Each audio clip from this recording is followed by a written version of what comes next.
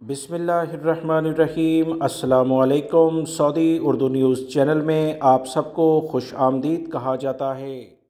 कुछ हफ़्ते पहले मदीना मुनव्वरा में मस्जिद नबवी सल्लल्लाहु अलैहि वसल्लम में एक वाक़या रोनमा हुआ था, जिस पर 5 पाकिस्तानियों को गिरफ़्तार किया गया था।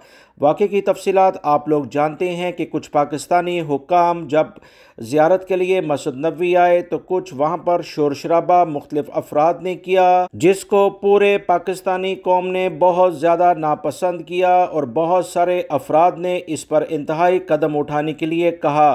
सऊदी हुकूमत ने भी इस वाक़े को नोट किया, जिस पर 5 पाकिस्तानियों को गिरफ़्तार किया गया था।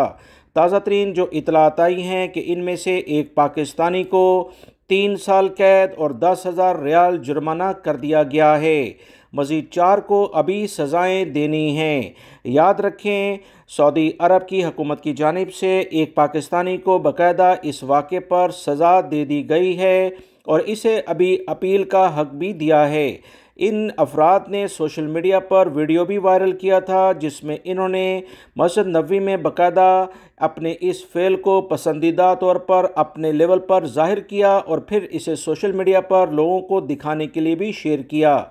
याद रखें, मस्जिद नबवी का तक़द्दुस हर मुसलमान के लिए जान से ज़्यादा अक़ीदत रखता है और इस तमाम वाक़े को पूरी दुनिया के लिहाज से बहुत ज़्यादा नापसंद किया गया। सऊदी अरब हो या दुनिया का कोई भी और मुल्क, याद रखें, बैरून मुल्क जब हम जाते हैं तो हम पाकिस्तानी होते हैं। हमें किसी भी सियासी पार्टी से वाबस्तगी इस तरह से ज़ाहिर नहीं करनी चाहिए जिसकी बिना पर हमारे लिए मुश्किलात पैदा हों।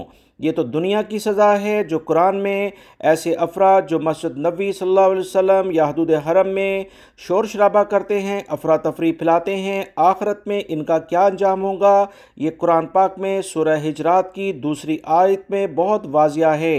वीडियो लाइक करके शेयर भी कीजिएगा। अस्सलामु अलैकुम।